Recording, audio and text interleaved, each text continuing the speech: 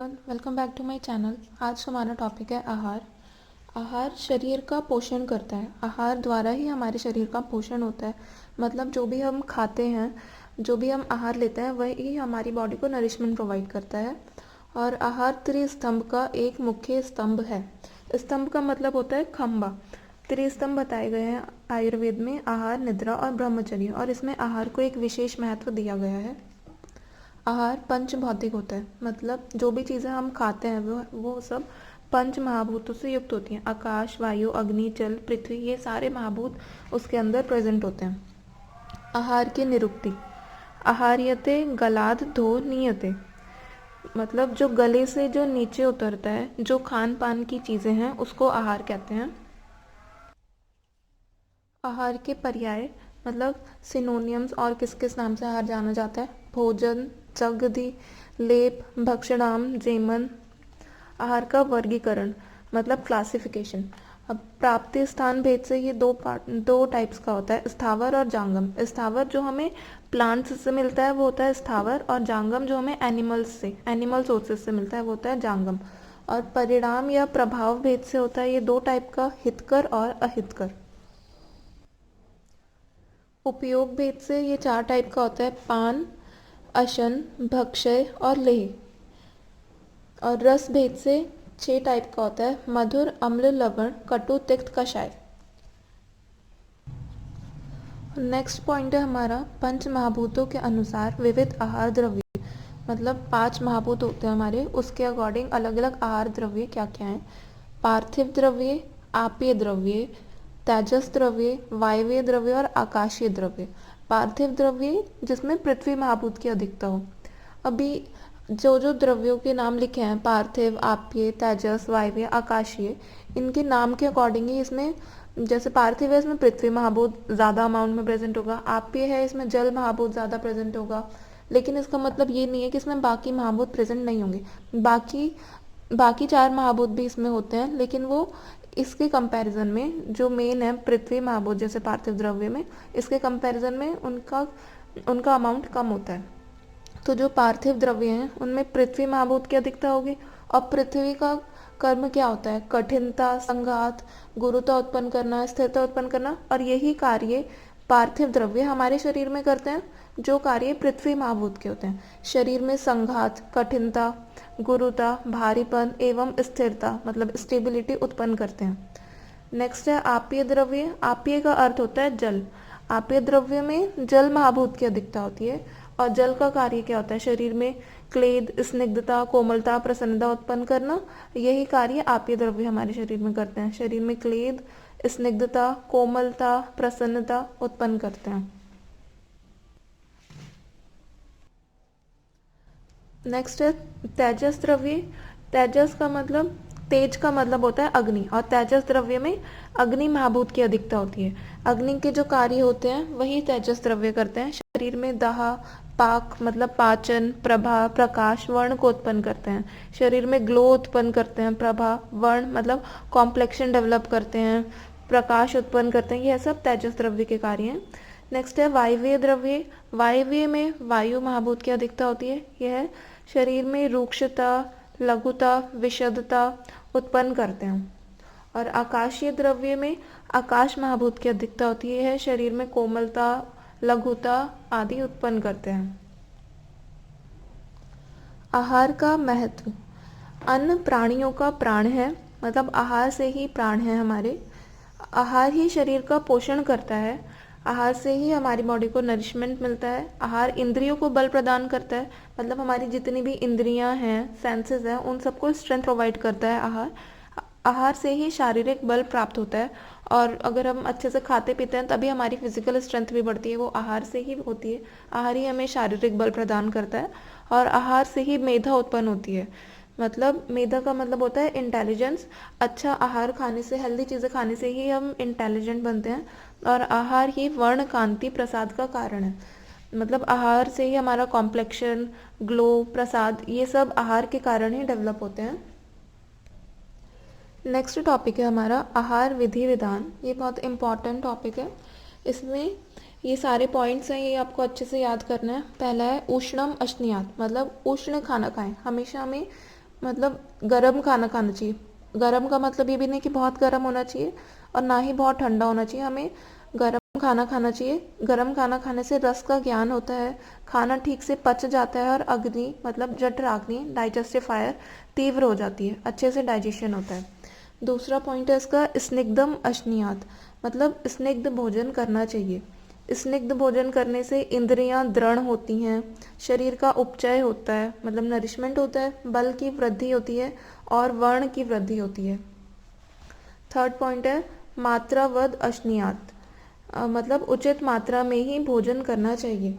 सुख पूर्वक अगर हम उचित मात्रा में भोजन करते हैं, मतलब ना तो ज़्यादा ओवर ईटिंग करते हैं ना ही बहुत कम खाते हैं, तो भोजन सुख पूर्वक उसका पाचन हो जाता है, अच्छे से डाइजेस्ट हो जाता है, अजीर्ण नहीं होता, इनडाइजेशन नहीं होता।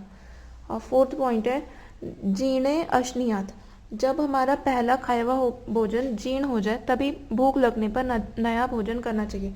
जीर्ण का मतलब है डाइजेस्ट, जब हमने पहले जो भोजन किया हो वो अच्छे से डाइजेस्ट हो जाए और जब हमें भूख लगे अच्छे से तभी हमें भोजन करना चाहिए, बिना भूख लगे कभी खाना नहीं खाना चाहिए। और फिफ्थ पॉइंट है वीर्य विरुद्धम अश्नियात, मतलब ऐसे फूड एक साथ नहीं खाने चाहिए जिनका वीर्य अलग अलग हो। जिनका वीर्य अलग अलग हो ऐसे भोजन को साथ में कभी ग्रहण नहीं करना चाहिए। वीर्य विरुद्ध आहार स्रोतों विसंधि होते हैं, मतलब जो हमारे बॉडी में स्रोतस हैं, चैनल्स हैं, उनमें ऑब्स्ट्रक्शन डेवलप करते हैं। जैसे वीर्य विरुद्ध आहार है दूध और मछली, इन्हें कभी साथ में नहीं खाना चाहिए।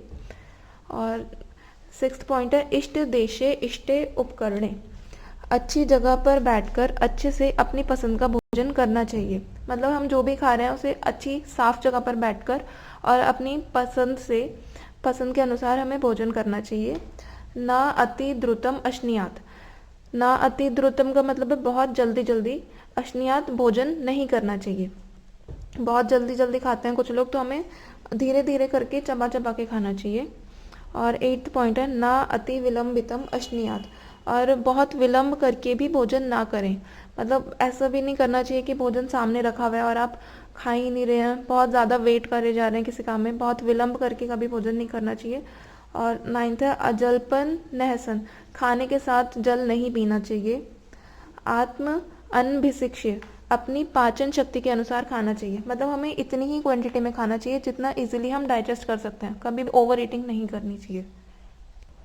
ये सारे 10 पॉइंट्स याद करने हैं आपको आहार विधि विधान में। नेक्स्ट टॉपिक है हमारा अष्ट आहार विधि विशेषायतन, ये बहुत ज़्यादा इंपॉर्टेंट है। इसके 8 पॉइंट्स हैं। पहला है प्रकृति, प्रकृति का अर्थ है स्वभाव, मतलब जो भी हम खाना खा रहे हैं, जो भोजन हम ग्रहण कर रहे हैं उसका स्वभाव कैसा है, उसका नेचर कैसा है, मतलब उसकी कैसी प्रॉपर्टीज़ हैं, वो हैवी टू डाइजेस्ट है या इजीली डाइजेस्ट हो जाता है। जैसे गुरु लघु इस टाइप की प्रॉपर्टीज़, जैसे गुरु माश की दाल, उड़द की दाल, छोले, राजमा, सुअर का मांस, ये सब गुरु भोजन में आते हैं। लघु में आता है मूंग की दाल, खिचड़ी, दलिया, मृग का मांस, ये सब लघु भोजन है जो इजीली डाइजेस्ट हो जाते हैं। और करण, करण का अर्थ होता है संस्कार, गुणों का अंदर धारण होना उसे संस्कार कहते हैं। जो आहार हम ग्रहण कर रहे हैं उसके अंदर गुणों का धारण होना और उस आहार के गुण हमारे अंदर धारण होना, ये करण है। जैसे पाक मतलब कुकिंग, पकाना, चावल पहले तो गुरु होता है जब कच्चा होता है, लेकिन जब हम उसे पकाते हैं तो पकाने से उसमें लघु गुण आ जाते हैं। भाजन कंटेनर, जिस पात्र में हम भोजन रखा है, हमने जिस पात्र में खाना रखा जाता है उसमें उस पात्र के गुण आ जाते हैं। जैसे ऐसा कहा जाता है कि तांबे के बर्तन में पानी रख के पीना चाहिए क्योंकि तांबे के गुण पानी में आ जाते हैं। इस तरीके से काल से तात्पर्य चावल जैसे जितना पुराना होता है उतना ही गुणवान होता है। थर्ड पॉइंट है संयोग, संयोग का मतलब है सम मात्रा।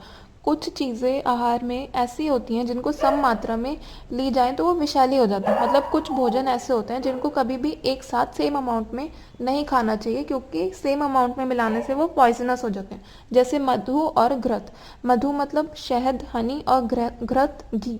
अगर शहद और घी को एक साथ सेम क्वांटिटी में मिलाकर खाया जाए तो ये एक साथ मिलकर पॉइजन का काम करते हैं। फोर्थ पॉइंट है हमारा राशि, मतलब राशि का मतलब है मात्रा, मात्रा से मात्रा को दो पार्ट्स में बांटा गया, सर्वग्रह और परिग्रह। सर्वग्रह से हम समझ सकते हैं जैसे कि पूरी मील को देखें हम, उसमें टोटल कैलोरीज कितनी है, टोटल टोटल पूरा मिला के जो कैलकुलेशन इसमें बताई जाती है सर्वग्रह में, पूरी मिला के मात्रा कितनी बैठ रही है। और परिग्रह मतलब जब हम इंडिविजुअल क्वांटिटी की बात करें कि इसमें कितनी कार्बोहाइड्रेट है, फैट है, प्रोटीन है, इंडिविजुअल क्वांटिटी हो गई परिग्रह, और सर्वग्रह टोटल क्वांटिटी। फिफ्थ पॉइंट है देश, मतलब रीजन वाइज, जगह के अनुसार भी आहार में गुण विद्यमान होते हैं। जैसे जांगल देश, जानवरों का मांस, अगर जांगल देश के हैं तो वहाँ के जानवरों का मांस लघु होगा, और आनूप देश के हैं तो वहाँ के जानवरों का मांस गुरु होगा। सिक्स्थ है काल। काल दो टाइप का होता है, नित्यक और आवस्थिक। नित्यक से तात्पर्य है ऋतुकाल, जो ऋतुएं होती हैं, और आवस्थिक रोग अवस्था अनुसार। जैसे ऋतुकाल, नित्यक में शरद ऋतु में पित्त प्रकोप होता है, पित्त का प्रकोपित होता है, मतलब पित्त प्रकोपित होता है, तो हमें पता है पित्त प्रकोपित किन चीज़ों से होता है, उष्ण आहार विहार से, तो उष्ण आहार विहार ना खाएं। वसंत ऋतु में कफ का प्रकोप होता है, तो कफ को प्रकोपित शीत आहार करता है, तो इसलिए शीतल आहार ना खाएं। और आवस्थिक रोग अवस्था अनुसार होता है, मतलब कि जो डिसीज है वो कौन सी स्टेज पे है उसके अकॉर्डिंग हमारे दोष प्रकोपित होते हैं, तो उसके अनुसार हमें डाइट लेनी चाहिए। सेवेंथ पॉइंट है उपयोग संस्था। आहार विधि विधान का पालन करते हुए भोजन करना चाहिए। जो अभी हमने पीछे आहार विधि विधान पढ़े थे, उन सभी को प्रॉपरली फॉलो करते हुए हमें अपना भोजन ग्रहण करना चाहिए। और एट्थ पॉइंट है उपयोगिता। स्वयं अपने शरीर में हमने कितना स्वयं अपने शरीर को हमने कितना हैबिचुअल किया है किस अन्न के लिए, इसी के अनुसार खाना चाहिए। मतलब हमने किसी किसी का स्पाइस टॉलरेंस बहुत ज़्यादा होता है, और कोई कोई बिल्कुल भी मिर्ची नहीं खा पाता है, तो ये डिपेंड करता है कि आप किस टाइप का फूड हमेशा से खाते आए हैं। इसी के ऊपर आपकी बॉडी में एक हैबिट बन जाती है कि आप कौन सा फूड अच्छे से डाइजेस्ट कर सकते हैं और कौन से नहीं। तो हमें उसी को ध्यान में रखते हुए खाना चाहिए कि हमारी बॉडी किस चीज़ को खाने के लिए हैबिचुअल है, और किस अन्न को हम अच्छे से ग्रहण कर सकते हैं, अच्छे से डाइजेस्ट कर सकते हैं, उसी के अनुसार हमें खाना चाहिए।